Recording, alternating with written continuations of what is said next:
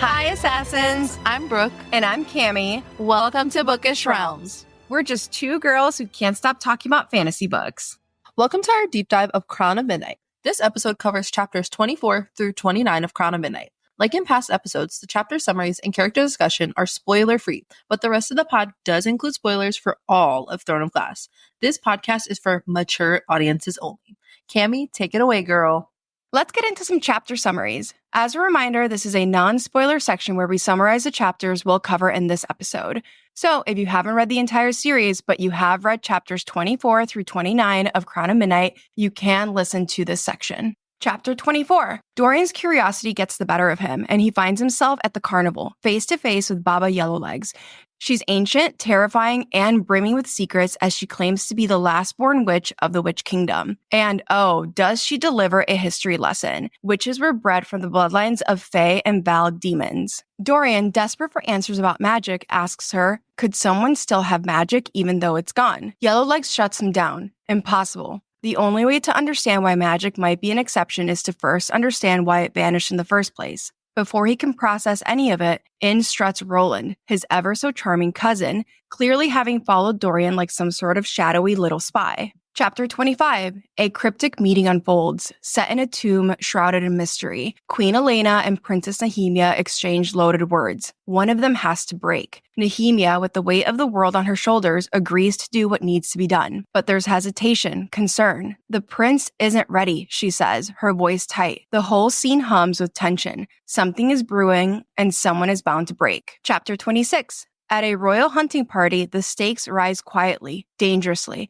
Kale rides alongside the king, just the two of them, and gets a chilling order.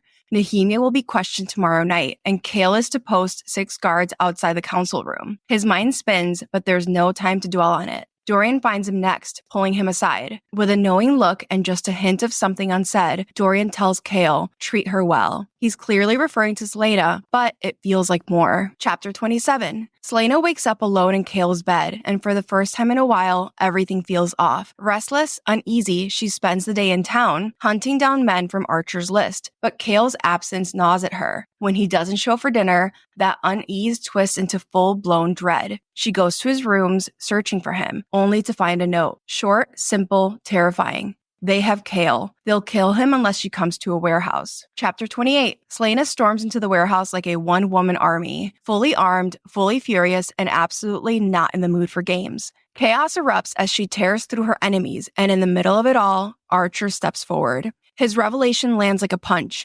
He's part of a rebel group, the very one Princess Nehemia has been secretly leading. Their plan was to question Kale about the interrogation scheduled for Nehemia, but Archer drops the bombshell. Something worse is about to happen to the princess. Chapter 29. It's a race against time, and Selena doesn't hold back. She runs, shedding weapons, scaling castle walls, and sprinting through the halls.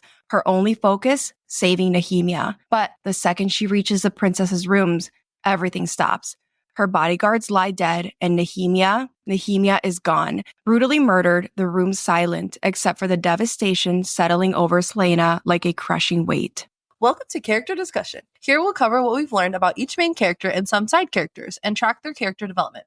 This section is also spoiler-free. First up, we have our girl Selena. These chapters give us a front row seat to some of Selena's most emotional and intense moments, so let's break it down all together.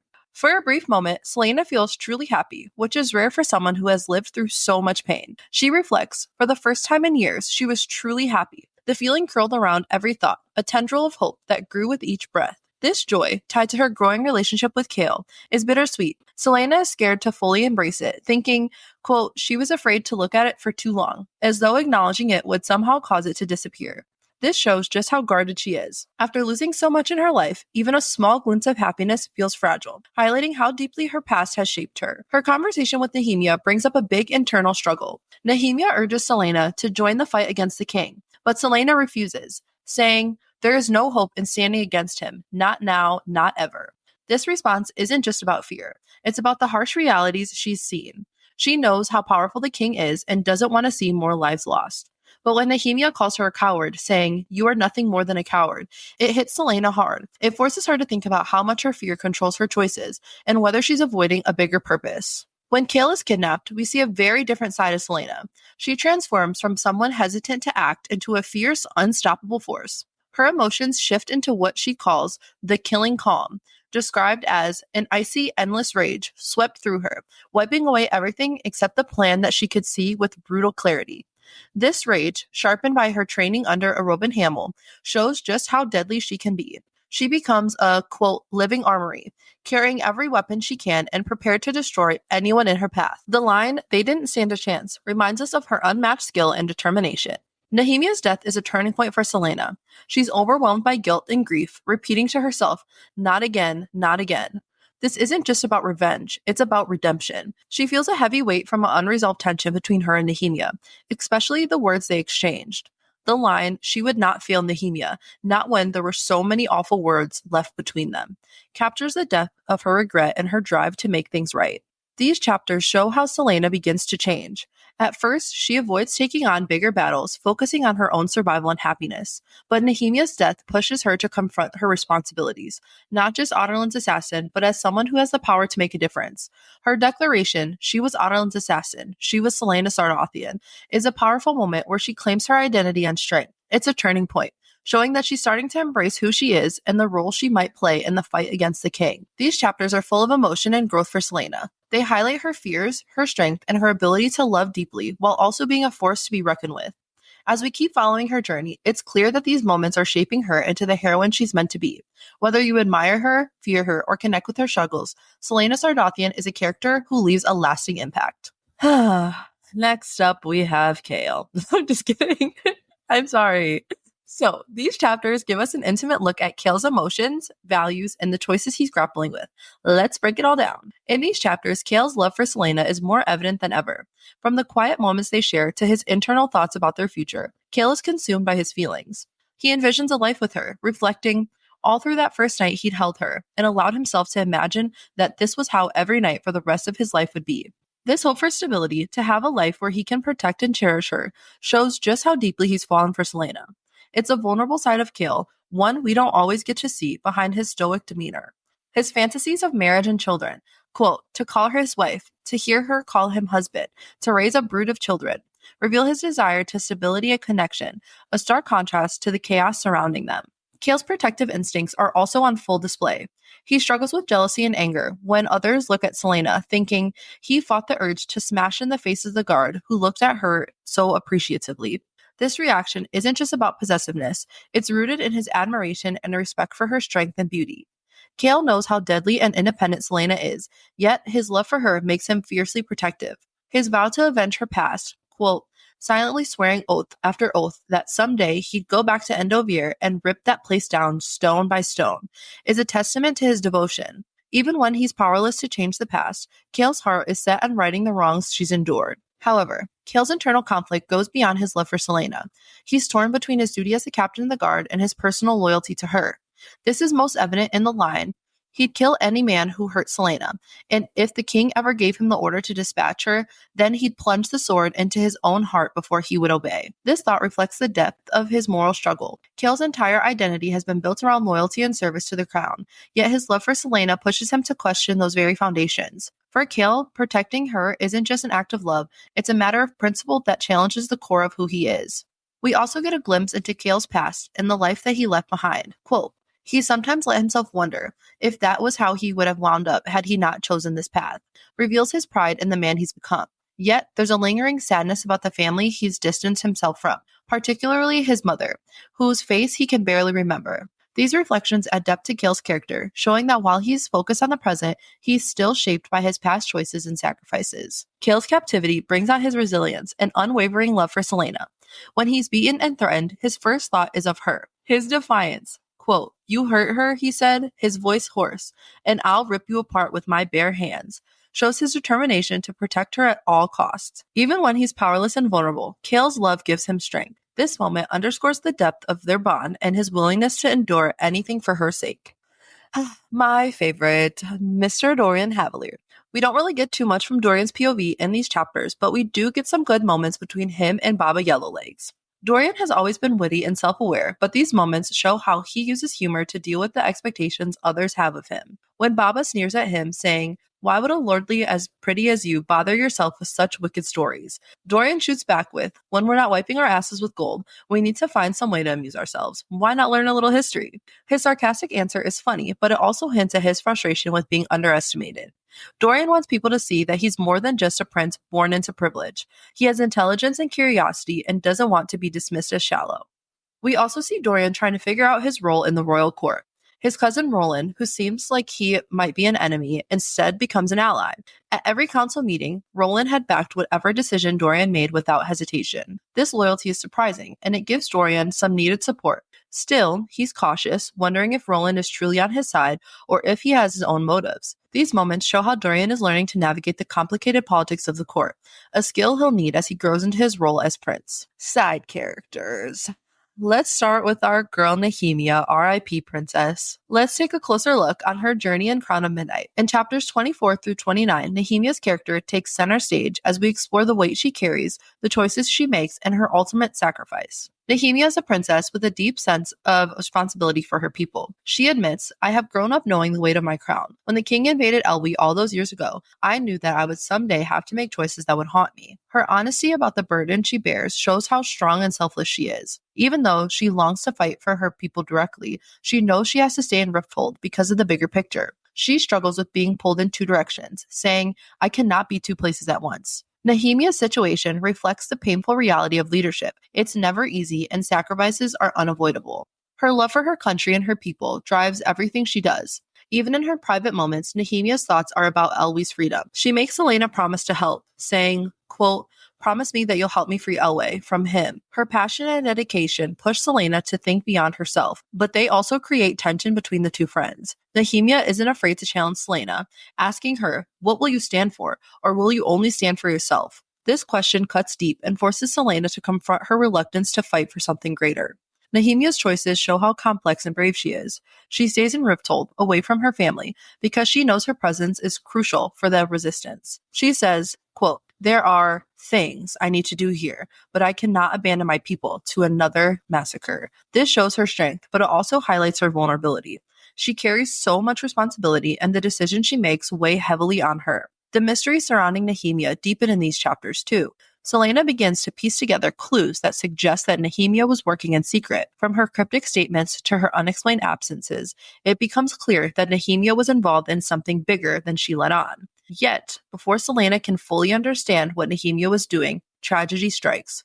When Selena finds her friend's lifeless body, it's a devastating moment. Nehemia's death is not just a loss for Selena, but for the fight against the king's tyranny. Nehemia's legacy is her unwavering commitment to her people and her ability to inspire others to fight for justice. Her death is a turning point, not just for the story, but for Selena as well. It forces Selena to confront the harsh realities of their world and pushes her towards the person she's meant to become. Nehemia's character is one of courage, sacrifice, and hope. Even in her absence, her impact on the story and the people around her is undeniable. She leaves behind a challenge for others to rise up and fight for what's right, no matter the cost. R.I.P. girl. Let's explore this world. Here we cover the main world-building elements that come up in chapters 24 through 29. We'll revisit these places and world-building elements in other episodes.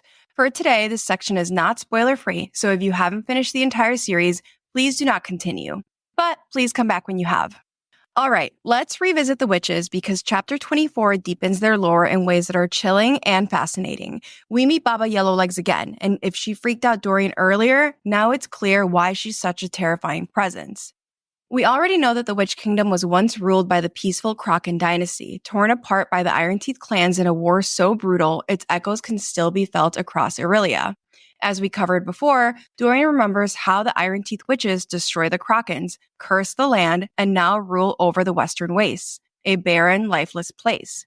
But Baba Yellowlegs drops something new here that connects the witches' history to the broader disappearance of magic.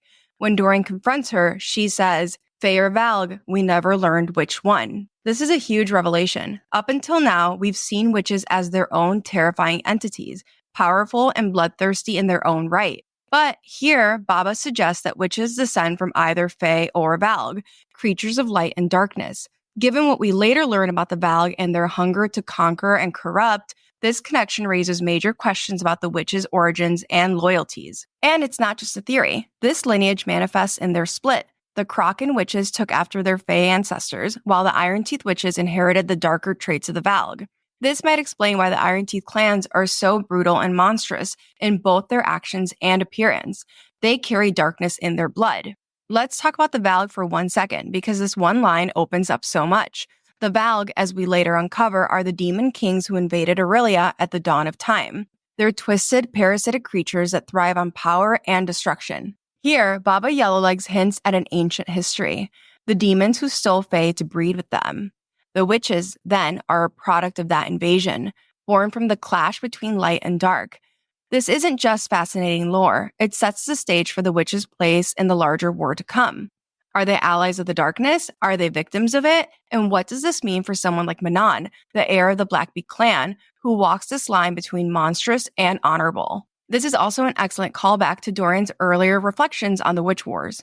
He thought of the Iron Teeth witches as bloodthirsty conquerors who tore apart the Krakens and plundered their treasures, like Baba Yellowlegs stealing the crown of stars from Rhiannon Croken's corpse. But now we see that the witches' bloodlines and powers are rooted in something much darker. Baba Yellowlegs also raises questions about the disappearance of magic. Quote, "We don't know how or why magic vanished. I hear rumors every now and then that the powers still exist on other continents, but not here." This ties back to what we've already learned about Otterland's suppression of magic. In a past episode, we talked about Dorian's research on Gavin Haviliard and his war against Erewhon, the Dark Lord. The Haviliards were gifted Otterland's territory by Terrason's royal family, a time of peace that shattered as Otterland rose to power. Baba's words hint that the loss of magic wasn't a natural event. It was something done to Aurelia, and if magic is still alive elsewhere, that raises the question Celaena, Dorian, and other characters continue to ask themselves early on in the series. Why was it targeted here? Even Baba, for all her centuries of life, doesn't have answers. But she does say something ominous. Quote, "There are other forgotten powers at work." If that doesn't send a chill down your spine, I don't know what will. This definitely ties into the word marks we've seen Celaena using, which operate outside traditional magic, as well as darker forces, like the Valg, that still exist in the shadows. This chapter gives us more than just Baba Yellowlegs being creepy at the carnival. It reveals that the witches are tied to an ancient cosmic lineage between Fae and Valg. It also foreshadows the darker truths about magic's disappearance and the role the witches will play in the coming war. At this point in the series, we still see the Iron Teeth as villains, but Baba's cryptic words suggest a deeper complexity to their story. Are they monsters? Are they victims? Or are they something in between? Creatures caught between light and darkness, like the rest of Aurelia. One thing is for sure, the witches' history is going to collide with Celaena's in ways none of them are ready for.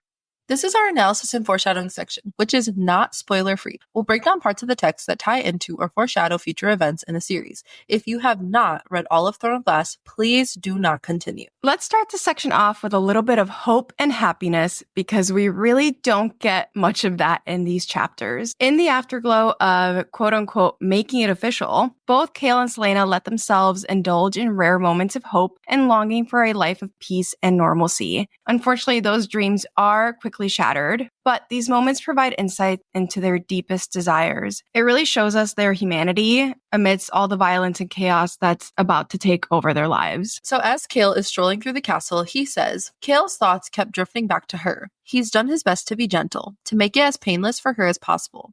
And every night since then, he'd traced the scars down her back, silently swearing oath after oath that someday he'd go back to Endovir and rip that place down stone by stone. So I think it's so interesting that he is tracing the scars that he made such a terrible comment on at the beginning when he was talking about, like, what did you do to deserve them? But now he's tracing these scars as, like, you know, like when you love someone and you're just like, want to be touchy of them. And he's just like tracing them. And he's like, this is my girl. I love her, you know? Yeah. I also think it's really interesting, like the language here where he says, like, silently swearing oath after oath that someday he'd go back to Endovir and rip that place down stone by stone. I think Chaol and like the concept of oaths to him are so important. Like, he has sworn an oath to the king. He like has sworn to protect Dorian. And like when Celaena tells him that she's not killing the people that the king has asked her to kill, he's like, you swore an oath to the king. So I think it's so interesting that we kind of see this shift from like Kale swearing oaths to the king and to Dorian to like swearing an oath to Selena, and like not just any oath, but like an oath of revenge for her. I think it's really sweet. Yeah, I agree. But unfortunately, his daydream of Selena as his wife and the mother of his children is quickly shattered. Quote, he was still envisioning that impossibly beautiful future when someone grabbed him from behind and pressed something cold and wriggling against his nose and mouth, and the world went black. I think that the timing here is very interesting because like this kidnapping like happens and it violently interrupts this daydream that is happening, marking like kind of the beginning of the unraveling of the relationship. Like this is the start to the end, which I think is really interesting. Like the timing I don't think could have been any better. Yeah, I think like you're right. Like his capture like really kicks off the events that break this like very fragile thing that they've built. And also SJM just like always gives us hope and then just like takes it away. Yeah, because she does that all the time. But hope can honestly be so fleeting, like in a world that's honestly at this point only ruled by darkness and tyranny. Like all they know is the ruling of the king. And he's not like sunshine and rainbows. Like he doesn't have the hope for a better world. Like he doesn't give a fuck about that. He's like, I'm the king. I want the power. Like fuck all you. So and Kale isn't the only one who's feeling hopeful. The high highs and absolute low lows in this set of chapters is like really heartbreaking. Selena is also letting herself hope, and she is also daydreaming and acknowledges that she's feeling happy. She says, quote, for the first time in years, she was truly happy. The feeling curled around every thought, a tendril of hope that grew with each breath. And I think that word there, like tendril, is really interesting because tendril is literally just like a thread. Like it's not a lot. She's not like letting herself like be filled with hope, but it's there and it's growing. And again, it's just like shattered.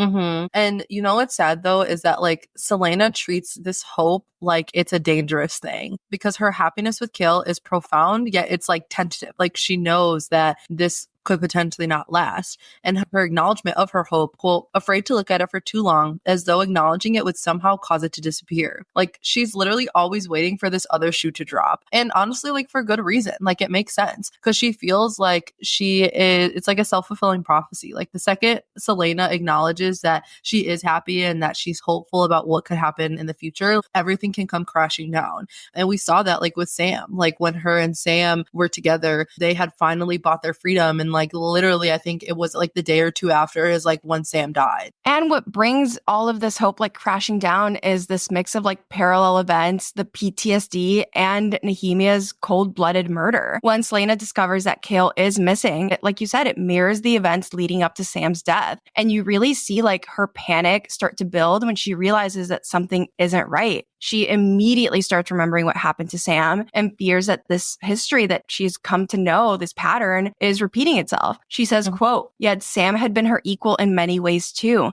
and he'd still been caught and tortured by Rourke Foran, still died the most brutal death she'd ever seen. And if Kale, like she can't even finish that thought. Like she sees Sam as an equal and he was captured. So now that Kale is captured, she's also just like terrified that Kale could die a brutal death like Sam did. And you know what? She like even directly compares the two of them. Like she says, quote, like Sam, Kale was admired by almost everyone. And when they'd taken Sam from her, it hadn't been because of anything Sam had done.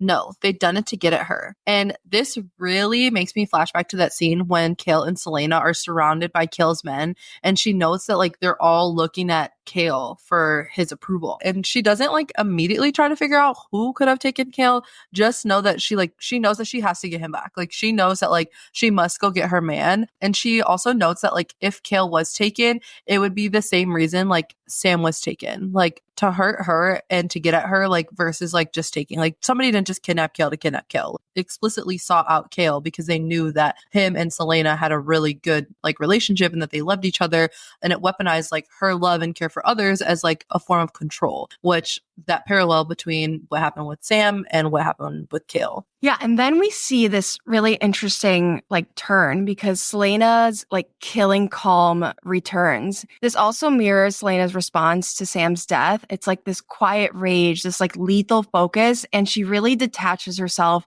from her humanity.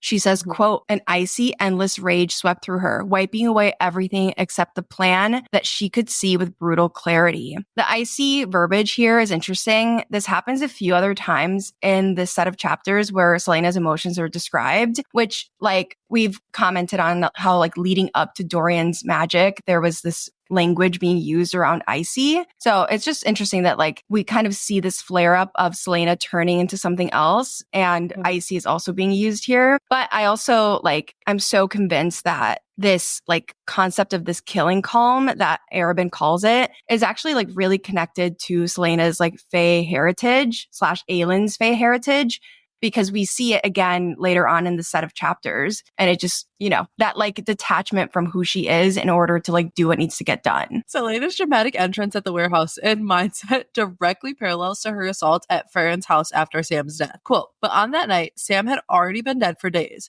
and she leapt through the window of Farron's house for pure revenge. Yes, she is there to save Kale, but she's also there to get revenge on like whoever like dare take Kale from her. She's like, who dare, like, who do you think you are? Like, you're fucking with Otto's assassin. Like, do you not know who I am? You know? And again, like, this parallel is just so sad because it's literally deja vu to her. She's like, I've already lived this. I've lived this before, which, like, it triggers that PTSD because she knows how this could potentially end. And she's hoping that, like, she's not going to lose Kale in the same way that she lost Sam. Because at that point in time, like, that was the lowest low for her. And she's like, I'm not trying to go back to that. Yeah, I think it's interesting too. Like, she points out those parallels, like, time and time again, even though at no point does she admit that this is like a triggering event, but it's obvious like her thoughts are going right back to the time when she lost Sam. And Celaena like completely unleashes herself on the men in the warehouse. This is really like her emotional breaking point, and we really see that, like you said, she's Otterlin's assassin, and her humanity will give away to vengeance in order to save Kale. It says, quote, she was a whirlwind of steel and blood. There was nothing human in her eyes, nothing remotely merciful. Again, we are so convinced that these are all hints to like Celaena's Fae heritage and her almost like feral side. And despite the fact that Kale loves Celaena and she's there to save him, we also have to admit like these are the parts of her that he can't accept. This like feral side of her, this killing side of her, this is the part that he wants to turn away from. But it's also the part of her that Sam knew best. Like they were both raised to be assassins, to be weapons, and she has to use her skills to save him at this point. And the connection between like Kale and Sam is most striking when her rage blurs their faces together in her mind, breaking down her ability to distinguish the two events. Quote, and then the rage that blurred the events of the night she'd been captured with the events of this night, that made Kale's and Sam's faces bleed together, seized her so fiercely that she reached for another dagger strapped to her waist. So not only is like the events parallel, but they have physical parallels as well too. Kale and Sam are very similar. Both of them have brown hair, brown eyes, but their similarities aren't just physical. They both break their loyalty to quote unquote leader for Celaena and offer to leave it all behind for her, and they're taken from her in similar ways. Her grief over Sam resurfaces and entwines with her fear of losing Kale. It shows simply like how deeply her past traumas linger, and they threaten to consume like her rational side. In her mind, she's reliving that night, driven by the same lethal combination of guilt, vengeance, and desperation to save someone that she loves. Her reaction is simply just emotional and mental unraveling that pushes her to the edge. I also think something that's interesting here is that like she springs into action a lot faster with Kale than she did with Sam, because Sam had told her to just like be patient, whatever, just wait or whatever, and she was like waiting all that time before she actually went to go look for him, versus like with Kale, the second that she knew that something was up, she was off. She wasn't wasting another precious second. And like things just keep getting worse for Celaena with Kale's kidnapping in this warehouse. She's in this warehouse and she comes to realize that everyone's been lying to her. Nehemia, Kale, and Archer. Archer reveals that Nehemia's been a part of this rebel group for literally 6 months, and they've been leading this movement together. And Nehemia's entire purpose for coming to Rifthold was to assemble this group that could go into Terrasen and gather forces against the king. And Celaena's first reaction to this, she just says, that's impossible. But Archer says, is it? Why is it that the princess is so busy all the time? do you know where she goes at night? And it really all starts clicking for Selena, and it's heartbreaking. She flashes to all the times that like Nehemia was sus and starts realizing that like, yes, this could all be true. And it is true. And also like, that's not even the full extent of Nehemia's betrayal either, which makes all of this even worse. Like these are all just such traumatic events happening so quickly. Yeah. And unfortunately, like it doesn't stop there. Archer literally like takes a knife and twists it when he says he comes here to feed us all the information that you confide in her, which like I'm sure we've all been there. Like we've been there we're in a moment like where we knew that somebody took the information that we had said to them and said to somebody else. And like, it's not just a betrayal to the king. Like it's a betrayal to like the friendship that Selena and Nehemia had built. Like Selena is confiding in her and she talks about how she's not used to having friends and like not used to having like someone as close as her and Nehemia were. And she thought that they were like besties. And the whole time Nehemia had her own agenda, which is really hard for her to like grapple with, which is understandable. And then there's really like the final straw, which is that Archer reveals that Kale has known about the threat to Nehemia's life for over a week and that Nehemia is literally currently right now in grave danger. And in this moment, like Selena is way too focused on saving Nehemia to process anything. Like she does not take the time to realize like this is Kale's betrayal to her, but we do see exactly how she handles that in the next set of chapters. Before we leave this warehouse scene though, we do have to note that there are two men in this warehouse that will become very familiar to us, Murtaugh and Ren Alsbrook. Murtaugh is the hooded man that asks for the violence to stop, and the hooded guard with the twin swords is Ren. And this is just a theory, but I think that Murtaugh recognizes Selena for who she is in this scene. It says, quote, "The old man who had exposed his face to her was staring at her with a mixture of awe and disbelief, and she wondered what sort of monster she looked at that moment. But when he noticed her attention, he bowed his head to her and left with the others." In Heir of Fire, we learn that Aedion has been working with Murtaugh and Ren, and even before that, Murtaugh was a member of the court of Orinth, so I think he'd be familiar with both Aelin and Aedion. And I think he probably recognizes either her facial features or her Ash River eyes. And it's really interesting because she thinks he's looking at her like that because she looks like a monster. She's covered in blood.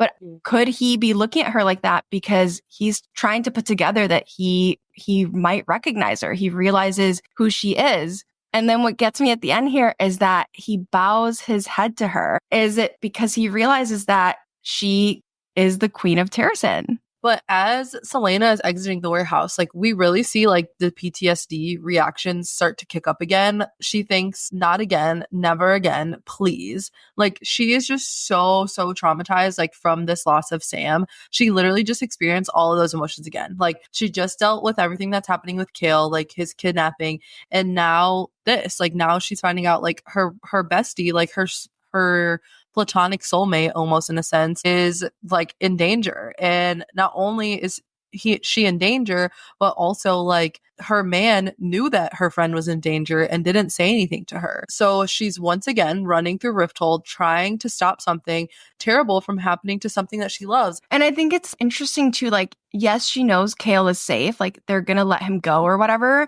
but she doesn't even like confirm that he's good. She literally just runs off. She takes off running. And as she runs, it's like, it's almost like she's bargaining. She keeps telling herself like Nehemia is okay and listing out like all the reasons why everything is going to be okay. She says, quote, "She was Otterlin's assassin. She was Selena's Herdathian. She would not fail. The gods owed her. The word owed her." Again, I think the language here is so important. Selena takes Nehemia's murder as a personal failure. And she shows us that here by saying, like, she would not fail. And I think the word, like the use of the word owed is also really important. She says, like, the gods owed her, the word owed her. Those gods Selena thinks like owe her something, they actually think she owes them something. They end up seeing her as a sacrifice. And I think it's so interesting that so many times in this book and moving forward, she kind of like laughs off the gods. But here in this moment of like panic and desperation, she's like, you owe me. Like the word owes me. And it's so sad because her worst fears literally come true. Like she goes from thinking she's going to lose Kale to losing Nehemia. Quote, "Selena stood in the center of the freezing bedroom, gazing at the bed and the princess's broken body atop it. Nehemia was dead." And it's just such a loss, like not just for Selena, but like for the people of Elway, like for Aurelia, for just like the whole narrative in general. Nehemia was a princess who was ready to risk it all for her kingdom, an example of like true royal sacrifice. And we have to also note here that she is one of the only characters in the series who is confirmed and coded as a Black woman. And it's difficult to see like her story through that lens, because sometimes like Sarah J. Maas does get a lot of heat for killing off Nehemia, and it is understandable because a lot of the time, like historically, Black characters, especially Black women, have been used as a way to push the narrative forward for white heroes. But also, we don't want to take away from like Nehemia's agency. She was an active participant in her own story and in Selena's story. Nehemia makes her own choices while also being fully aware of what those choices mean for her and for Selena and for the fate of Aurelia. And to us here at Bookish Realms, Nehemia will always be much more than just a martyr. Like at the end of this foreshadowing and analysis section, we will share our eulogy of Princess Nehemia, something we'll do for every character who dies in the series. I do just want to say though, I would have loved to see like Queen Nehemia and like Queen Aelin like being friends in the long run. Like I think that they would have just been like such a power friendship. And even though like I think we talked about in our last episode that like Nehemia does do her dirty because she does betray her, but like also she does it because she knows that like her life is just one. Like she knows that like by her death, like she knows that she can save like or push Aelin to the point where Aelin can do what she needs to do in order for it to become like the better world, you know? That really sets an example for Selena too, or Aelin, you know, by the time that we get to Kingdom of Ash and Aelin is asked to sacrifice herself, she takes on that role. Like she doesn't like welcome it because who would, but she is prepared to do the same thing that Nehemia does here with her sacrifice.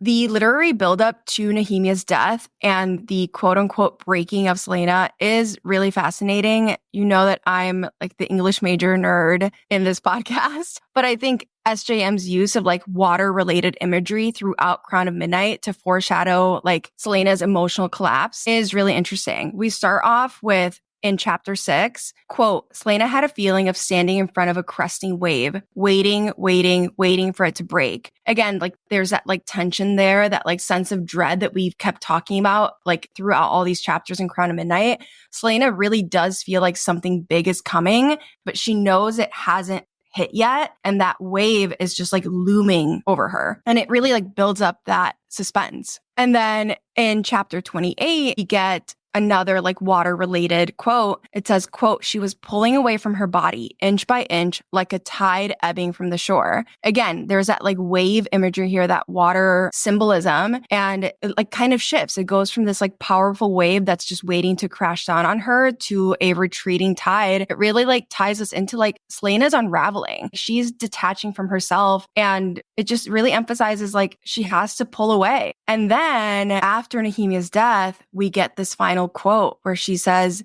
she could hear the shouts growing closer, reaching the room, but their words were somehow muffled as though she were underwater, the sounds coming from the surface above. And I think this really marks the end of like that water symbolism. Selena is now fully submerged under this wave that she's felt coming on for all of these chapters. And she's like now about to be like completely drowned by her grief. She's completely disassociated. She literally like says that the sounds are muffled. She's like unreachable, as if she's like at the bottom of an ocean. And I think like that's the breaking point. Water began as like this looming, dreading feeling, kind of like quietly ebbs, and now it's like overtaken her entirely. And there is like a larger connection to this, like to water and Aelin's power, because Aelin does have a connection to water, which it's never fully explored in the series. While Aelin is often tied to fire, she does inherit water affinity from Mab's line. So this connection kind of comes full circle in Kingdom of Ash during the climactic scene where Aelin uses her fire power to vaporize that entire wave. This powerful contrast to her earlier drowning.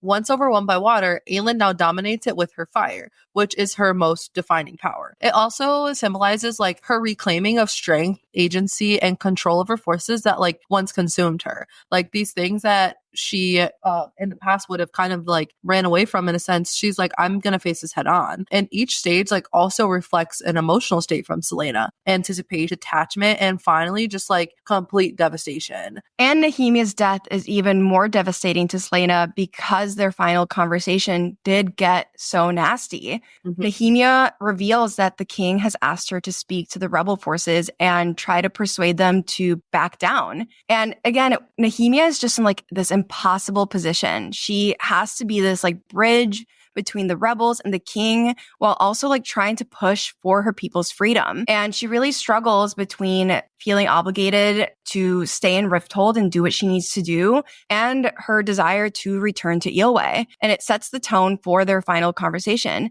Nehemia, it feels like she's really desperate in these last moments that they have. She's really aware of her situation and just how fast the stakes are rising. And I think it's interesting too, like it's not confirmed exactly when Nehemia knows that her death is inevitable. We do get that conversation between Elena and Nehemia in this set of chapters. But this final conversation, there is this like very ominous feeling, this like desperation that's coming off of Nehemia. It feels like her final plea to Selena because Nehemia to some extent, like understands that her time is running out. So as Nehemia is having these like feelings of desperation, like it is meeting Selena's resistance because Selena is still not bought into this idea of she should sacrifice herself for something greater. And Nehemia pleads to Selena to promise to take action to free Elway. Like it's showing us her unwavering faith that Selena is destined for something greater. Like Nehemia knows that Selena's not just going to be Selena. Like she will be Aelin at some point.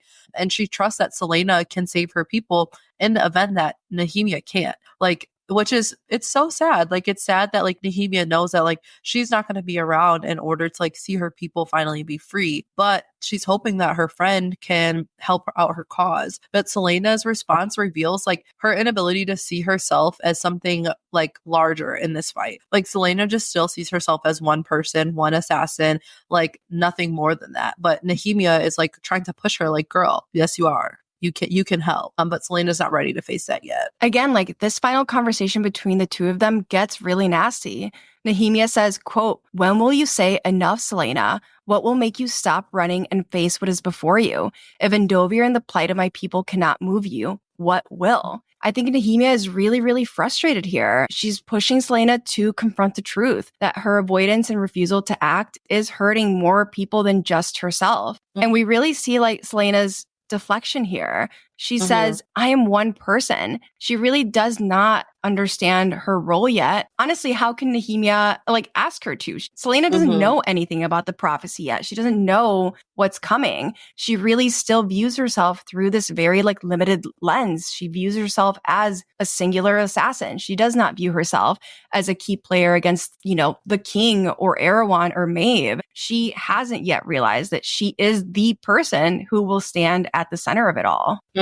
And then like Nehemia kind of goes on to hint at Selena's destiny and like where Selena is gonna kind of be at. Quote, "One person chosen by Queen Elena, one person whose brow burned with the sacred mark on the day of the duel, one person who despite the odds is still breathing. Our paths cross for a reason. If you are not God's blessed, then who is?"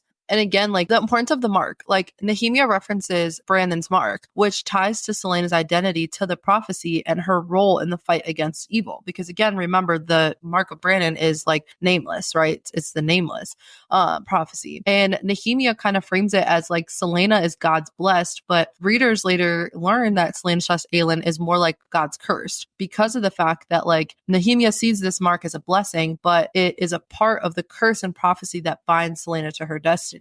It really shows us like a lot about Nehemia that she sees this mark as a blessing because Nehemia knows that like ultimately Aelin will have to sacrifice herself. And again, it ties back to like that whole concept of like Nehemia will do anything for her people, even though this mark on Selena / Aelin's forehead means that she will sacrifice herself. To Nehemia, that's a blessing. Like being able to sacrifice yourself for your people is a blessing. And Nehemia continues. She says, quote, "One person who, despite the odds, is still breathing." I really think this line carries like so much significance to later on in the series because we discover that Elena literally brought Aelin back from the dead to fulfill the prophecy. There's a very specific reason why Selena / Aelin is still breathing, and that's because she needs to fulfill the prophecy. I think also like Nehemia's statement that our paths crossed for a reason is layered with so much meaning because in Empire of Storms, we learn that Nehemia actively sought out Selena / Aelin and was driven by her knowledge of the prophecy and Aelin's importance to the prophecy. And again, it's like that balance of like Nehemia's words are simultaneously truthful and deceptive. Like she is trying her best to steer Selena toward her destiny, but she also refuses to fully reveal what she knows. This conversation in general, like Selena is like trying to end it. She's like, I can't do this right now. And she's basically like trying to tell Nehemia, like, we'll talk about this later. And Nehemia kind of ends the conversation. Well, doesn't kind of. She does end the conversation with, you're a coward. You are nothing more than a coward. And we all know that being called a coward like cuts deep for Selena because it's one of her greatest fears. In Assassin's Blade, she confesses to Sam that like deep down she believes herself as to be a coward, and she admits that she is scared all the time. And Nehemia's accusation strikes directly at Selena's insecurities and the secrets like she's trying to bury. And the sad thing about it is it's the last thing that Nehemia ever says to Selena, and it becomes this like haunting reminder that even after Nehemia's death, like it's fueled by grief and guilt. And also just the fact that like this accusation, it's brutal, but it's not untrue. Like Selena is refusing to act and like refusing to like see that there is a greater picture here, but her refusal stems from her overwhelming fear. And Selena is just paralyzed by the fear of loss. Like she's scared that anyone that she loves is going to suffer or die because of her. So her inaction, it's a defense mechanism to avoid more pain. It's not because she doesn't necessarily want to. It's just because she's like, I've been through enough. Like I can't take anymore. I've lost enough already. While Kale's kidnapping and Nehemia's death are two huge events in this set of chapters, there's a lot of other things going on that set us up for part 2 of Crown of Midnight. Let's break down the tomb scene, which is our first major hint that Nehemia is in cahoots with Elena. The alliance between Princess Nehemia and Queen Elena reveals their joint role in setting up Selena/Aelin to fulfill the prophecy, no matter what the cost is. So they're in this tomb and they keep talking about this break that must happen. Quote, one of them has to break, the queen said to the princess. Only then can it begin. Again, this term, this word break, it suggests that there needs to be like a catalyst, an event that's significant and devastating and forces either Selena/Aelin or even Dorian into action. This moment really like foreshadows for us that this loss of Nehemia was necessary. She needed some sort of trigger to start this transformation that will turn her from, a singular assassin into a leader and a savior. And I think it's interesting here that Elena doesn't specify who will break. Both Selena and Dorian are potential contenders for fulfilling the prophecy. This also like connects to the idea that Dorian, as a descendant of Brannon, has a role that he could play. And I think it's interesting here because so early on, like we also get this quote, this part where it says, but the prince isn't ready. It has to be her. Like on my first read, it wasn't even a thought in my head that Dorian could also be a part of this prophecy. But it's crazy that like so early on, like we're going to see that Dorian is going to be just as powerful as Aelin. And Nehemia acknowledges that Dorian like isn't ready for the weight of this prophecy or the sacrifices that it demands. And it kind of underscores like Dorian's arc as someone who will eventually like grow into his own strength. Kind of like I just touched on, like we know that he's going to grow into this crazy amount of power that he has. But at this point, Selena/Aelin is the only viable choice. It also highlights like Nehemia's understanding of this prophecy and her crucial role as a guide for Selena, which will later come at a greater cost for Nehemia. But I think it's also interesting because Nehemia also sees herself as a guide for Dorian. And I just like, it makes me think like, would Dorian have been able to grapple his powers faster and like been able to kind of like form them a little bit quicker if Nehemia was still around, so that she could have also guided him to like his potential, Yeah, and I think it's interesting here that like Nehemia dies never knowing that Dorian's powers manifested. And would this conversation in this tomb be different if when Nehemia goes to visit Queen Elena, she can say like, well, Dorian's powers did manifest. I'm helping him, learn how to use his powers. Nehemia never gets to that point where she knows that he's manifested his powers. But Queen Elena's request like brings Nehemia to tears. She says, quote, then do you understand what I'm asking of you? When she looked back at the ancient queen, her eyes were bright. And she replies, Yes, we don't really get what this means until Nehemia is dead. But Nehemia here like comes to understand that she's going to have to sacrifice herself to break Selena, to start this like, this series of events that triggers her transformation. And I think it's sad here too. Like Nehemia's bright eyes are just a suggestion that her eyes are welling up with tears. Like she is really burdened and upset by this request, even though she understands that it's necessary. We learn that Nehemia has always known that to some extent there would be a sacrifice for her. I don't think she always knew that it was death, but she knew that she was going to have to take some action to start this prophecy off and push Selena to embrace her destiny. This tomb conversation is one of the first hints of Nehemia's knowledge of her own fate and her willingness to die for the greater good. And again, we will always see Nehemia as more than a martyr figure, but here we really come to understand that she always knew that it would come to this. And it's also like really crazy because Nehemia has fears for Selena. Although we talk about how like Nehemia did betray Selena, like ultimately like Nehemia loved Selena. Like Nehemia talks about how she loved Selena too, and in this part it says she won't understand. When she goes over the edge, there will be nothing to pull her back. And Nehemia is fearful that like the impacts of her actions and eventual death will what will that have on Selena? Like she knows that pushing Selena too far could break her completely. Like she's already made it through the lowest of lows, and Nehemia's like, this is just gonna bring her to the floor. Like literally like down below that. And the line speaks to like Selena's fragile mental and emotional state at this point in the story. Like Nehemia recognizes that trauma that like Selena has gone through, and she knows that like there is a real danger that if this pushes her, like it could destroy her rather than strengthen her. Like Nehemia's weighing both sides to this. And this moment like also foreshadows like Selena's like spiraling into grief, rage, and self-destruction after Nehemia's death. And that break is what ultimately becomes a turning point for the rebirth of Aelin. So like, yes, it does break her, and she doesn't like find her way back in a sense, but she finds her way back in a new sense because she's a new person after, well, she's not a new person, but she like mentally and emotionally and everything. She's a new person,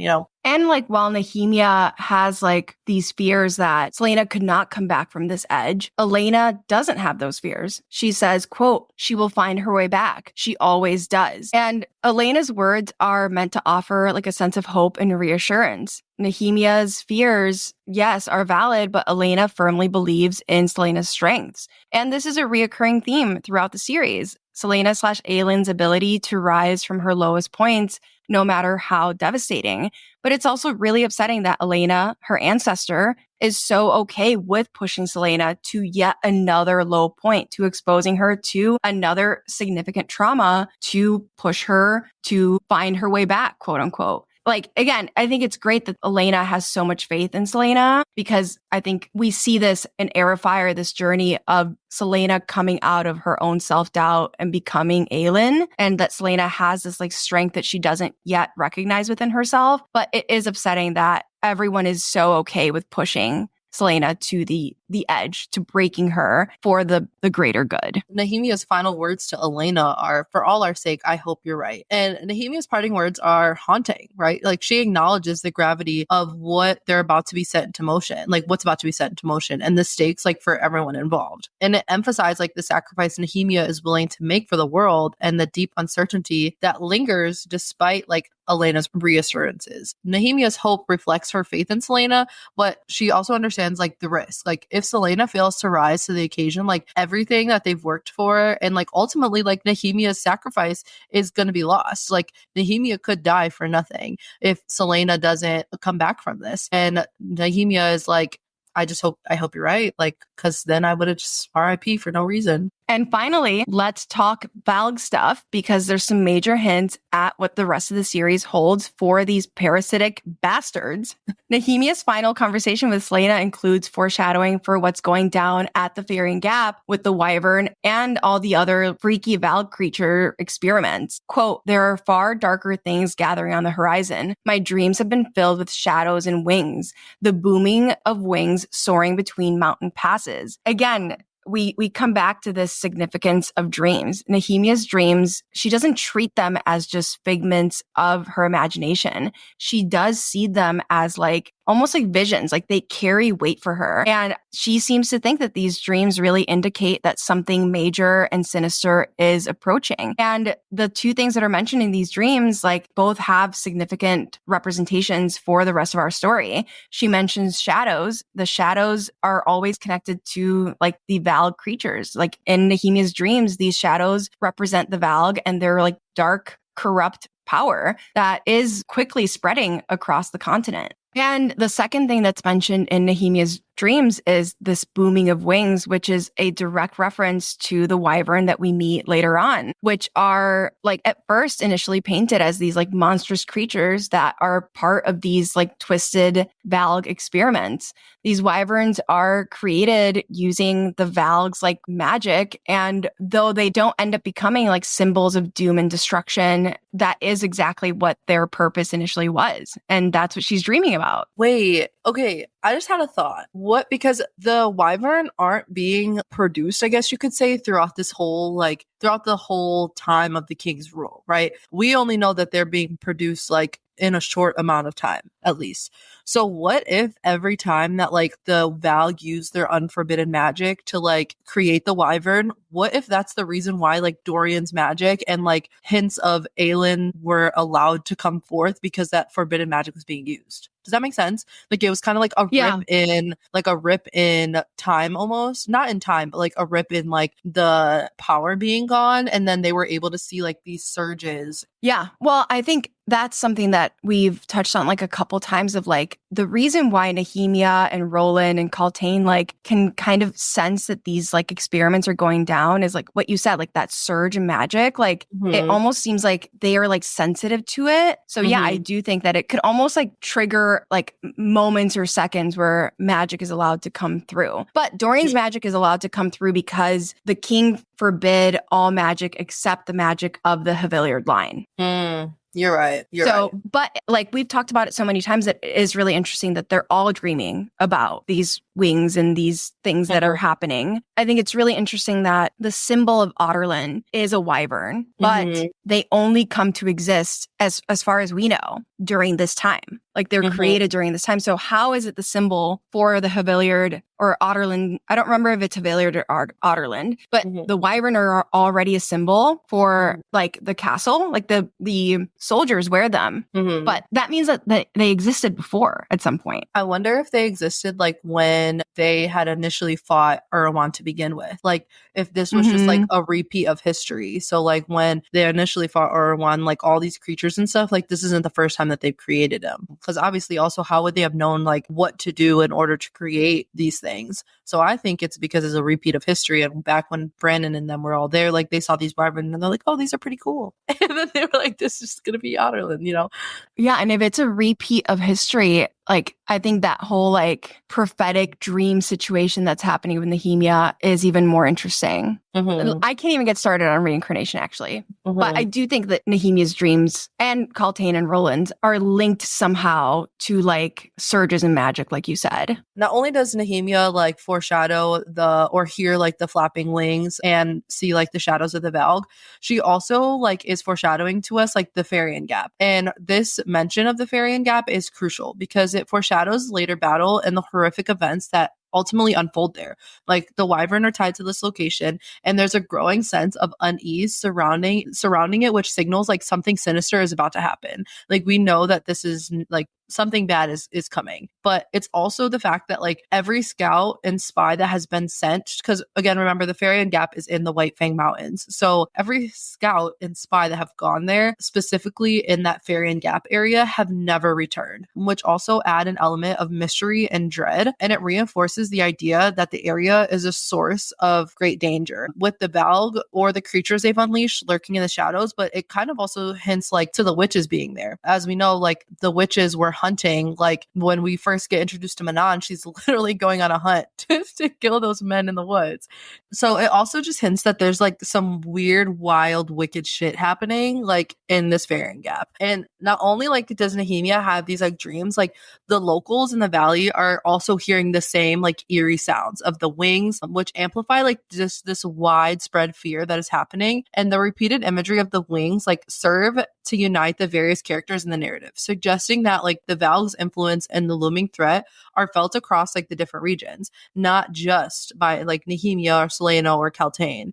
And speaking of Kaltain, Nehemia is not the only character that is experienced like this sense of like foreboding. Like Kaltain too, like hears these flappy wings. And like the Valg's influence is like obviously spreading like throughout Aurelia. During this like conversation with Selena, Nehemia also reflects on the king's power and hints at the king's power having unnatural origins. She says, quote, "You do understand. When you look at him, you sense that there is a greater twisted power around him. How did such a man conquer so much of the continent so quickly? With military might alone, how is it that Terrasen's court fell so quickly when its retainers had been trained for generations to be warriors? How did the most powerful court in the world get wiped out within a matter of days?" And Nehemia's questions really begin to highlight to us, like, the king has supernatural abilities. There's something that is wrong with the way that everything went down.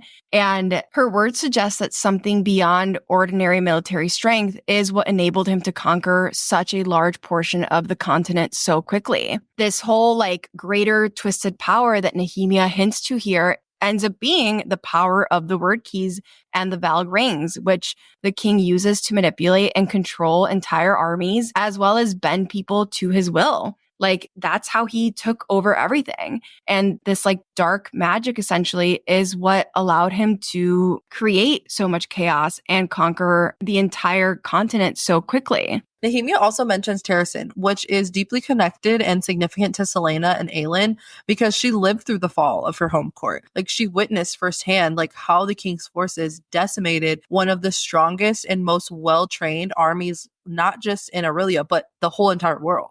So Nehemia being from a different royal court, she clearly has like an understanding of militaries and like the military strength of Terrasen's warriors, which makes the fall of the kingdom like all more tragic and horrifying. Like, she knows that this destruction wasn't just a result of a superior military force, but was aided by something darker, which could also mean supernatural powers. And it also reflects and foreshadows like the revelation that the king's military power is bolstered by the Valg and the word keys, because the power, it goes beyond like just mere human strength. Like, Nehemia knows that it's not just because like their warriors were trained and their warriors were good. Like, she questions and emphasizes the unnatural, like almost godlike force behind his conquest, which will play a significant role like later on in the series. I think it's also interesting, along with like this mention of the king's supernatural powers and how the only way that the king could have conquered the continent so quickly is that there's something wrong with his power. There's something unnatural about it. We also start getting these mentions of the king's size, which is something new. Like, we've heard about, you know, his eyes, and everyone kind of dreads being around him. But this mention of the size is really something new. Kale notes how large the king is several times. And we have to mention, like, in Throne of Glass, Cain got bigger and bigger because he was using the Ritter Act to absorb the strength of the champions that he murdered. But even by the end of the series, this isn't fully explained. Like, the king's size and how people are kind of noticing it is never fully explained. So is the king bigger or getting bigger because he's possessed by a Valg? Or is this just, again, meant to show to us that he is like a strong, powerful man? And Kale says he was massive. The king's size always surprised Kale for some reason. And I think it's interesting, like, Kale is obviously very familiar with the king, yet he's still surprised by how big the king is. And I think this really suggests that his physical appearance is like overwhelming. I think Kale's surprise also could imply that the king's size isn't just a matter of like a physical thing, but I think it could also represent the king's like unnatural power. And it hints at a deeper supernatural source of his strength, especially once we learn about the Valg and the word keys. I do think his size like could be symbolic of something greater that's at hand. Yeah, and you know, Kale also notes, atop his warhorse, the king looked every inch the conqueror he was. There was something in his eyes that sent a chill down Kale's spine and made him realize why so many foreign rulers had offered him their crown instead of facing him in battle. When he says every inch the conqueror he was, it again focuses on his size. In this quote, like, Kale also mentions his eyes and how they send a chill down Kale's spine, and the chilling effect of the king's eyes suggests that there is something unsettling about him that goes beyond like mere physical presence. Like, it's the Valg. Like, the Valg is in him and it's the Valg eyes. I think it's also interesting that as Kale talks about the king's size. He says that foreign rulers had chosen not to fight the king. That could be the Valg influence, but now that we know that Terrasen was the strongest court in Aurelia and was brought down and targeted by the king first, it could also be because other rulers saw how quickly Terrasen fell and didn't want to put their people through something similar. Like if the strongest court in your continent falls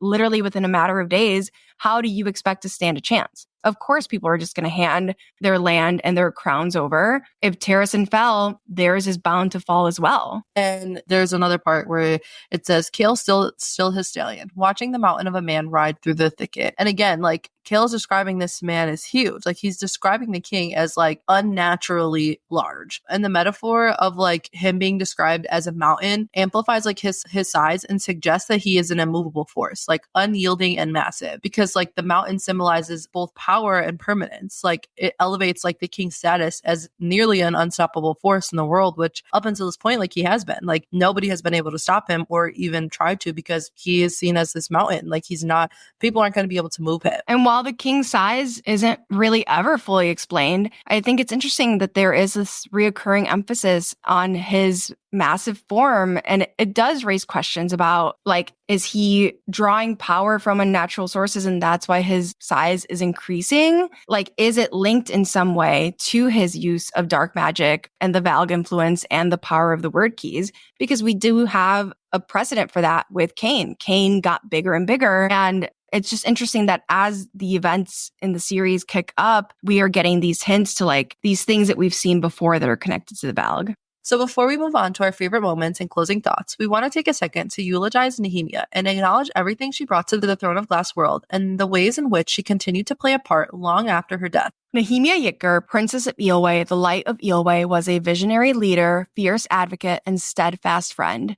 Nehemia was more than her royal title. She was a beacon of hope for her people and a voice of unrelenting courage in the face of oppression. Though she was a stranger in a foreign court, she carried the weight of her homeland upon her shoulders and never wavered in her determination to fight for Eelway's freedom. Nehemia was a light, bold, brilliant, and unyielding. Her strength inspired even the most reluctant to rise and fight, and her wisdom shaped those around her in ways they could scarcely understand until it was too late. A woman of secrets as much as she was a woman of truths, Nehemia's actions, however painful, were born from an unshakable belief in destiny and sacrifice. She understood the stakes of the world and, in her own way, worked tirelessly to set its pieces into motion, even at the cost of her own life and the trust of those she held dear. Nehemia was not only a princess, but also a rebel, a leader who stood against the tyranny of the king and fought for the freedom of her people. Her defiance was unwavering, her courage unmatched. She gave everything, including her life, to oppose a kingdom built on oppression and fear. Her loss leaves a void that cannot be filled, not only in the hearts of her friends, but in the lives of all who sought refuge in her strength. Her legacy endures in the changes she sparked and in the hope she ignited for a better world. Nehemia Yitkar gave her life for a cause greater than herself, and though her methods may have sown heartbreak, her purpose was always clear: to build a better world. And last, we have our favorite moments. These are moments in this set of chapters that we really just loved. So my favorite part in this set of chapters is when Dorian and Baba Yellowlegs are talking in her like little cabin thing, and Dorian makes a comment about like what else would he do other than want to learn history when he's bored, because Baba is like, you're a prince, like why would you be learning history? And he's like, why would I not, you know? And I just love that like we're starting to get more depth and layer like to his character. Like I think every set of like chunk of chapters we do, like we get like another peel of Dorian. I mixed onion and Dorian together, and that's how I got Orion. Yeah. I was like, where is this metaphor going? Yeah, but it's just like, I just love that like we're just starting to get more layers to him. And me personally, like I love Dorian, and he's probably one of my favorite people in like any book I've ever read. And I just like to see his continued like evolution as like the book progresses, and ultimately like just turns into who he is. Yeah. I love Dorian too. My favorite moment happens just before everything goes down with Nehemia and before Kale gets kidnapped. This moment just stands out to me so much. And honestly, it's like a line that I've always remembered. Quote, he'd kill any man who hurt Slaena. And if the king ever gave him the order to dispatch her, then he'd plunge his sword into his own heart before he would obey. His soul was bound to hers by some unbreakable chain. This is obviously from Kale's point of view. And I love this quote so much because it really shows us how far Kale has come since the beginning of Throne of Glass. When we first meet him, he sees Slaena as a dangerous assassin. She is cold, ruthless, and honestly, someone he's like not supposed to care about. But this line, it's really the complete opposite. It's raw, it's emotional, and it's like so much more than just a romantic connection. To Kale, Slaena isn't just a person he's developing feelings for. She's someone who he feels like his soul is tied to. He's willing to die before he would ever hurt her. And I think it's a promise that speaks to loyalty and love, but again, not just romantic love. What I think is so beautiful about this moment is that it transcends the romantic angle. And in some ways, it's more about the bond they've forged through everything they've been through. Yes, in this moment, Kale is kind of being romantic, but I genuinely believe that this unbreakable chain between them is more than that. It's the way that we are bound to the people we love, whether they're family, friends, or even those we fight beside. They're in this together. They're fighting for the same thing, even if they don't fully understand it yet. And while Kale and Slaena go through a lot of ups and downs in Queen of Shadows, and their relationship is really complicated, I believe this moment still holds true. Kale would still fight for Slaena in the same way, whether they're romantically involved or not. There is some sort of deep soul connection between them, between all these characters, that can't just be shaken off by misunderstanding or external forces. It's a really powerful quote, and it reminds me of how sometimes we form these unspoken bonds with others, bonds that end up transcending like the worst of events. So I love that quote. That was so good. I'm just here like, I love Dorian. And you just like took it to a whole new level. And yeah, that we just are going to end it off with our final thoughts. So this set of chapters is really like hard to read back, considering that this is literally like the turning point of the whole story. Like this is when we get introduced to like all the key players. Like this is when things really start to take a turn from like, because we before this, like we see like little points of like, okay, this isn't just a story about an assassin, right? But this is where like we know that like this is going to go from an assassin to a story about a princess who loved her kingdom and like what she does to like help restore like the glory of her kingdom. And it's just really sad because there's so many points in the set of chapters where like Selena is basically waiting for something bad to happen to Kale and something to bad to happen to like the people that she loves, and she like just doesn't ever see herself like truly being happy. And it just kind of like really tugs on your heartstrings like on a reread, because like she does end up getting that happiness. Like granted, it doesn't come right away, and the person who does end up making her happy like punches her in the face the first time he meets her. But she does like get that life like she would like to live. But for so long, like all these good things, like before they happen, like something tragic happens like before she can like truly be happy. And it does give her like so much PTSD like when it comes to finding happiness, and when it does like come to like forming bonds and like for like being able to fully open and be trustful towards people. And it's just like really sad because I feel like this set of chapters like really shows that clearly. My final thoughts are kind of in the same vein. As we wrap up this set of chapters, like I just want to take a moment to reflect on everything that's happened. Like this chunk of the book is such an emotional roller coaster. We start off in such a good, lighthearted place with Kale and Selena sharing this moment in the closet. It's like full of fun and intimacy, and she's happy, and they daydream about a life together, a life that seems possible for literally a second. And then we're hit with the full force of heartbreak. Kale gets kidnapped, Nehemia dies, and everything falls apart so quickly. I think it's incredibly painful that Selena, even in these moments of fleeting happiness, never really gets to hold on to them. She has these moments of light, but they're always, always snatched away. And honestly, looking at the entire series, this is one of the few times we see Selena directly mention feeling happy.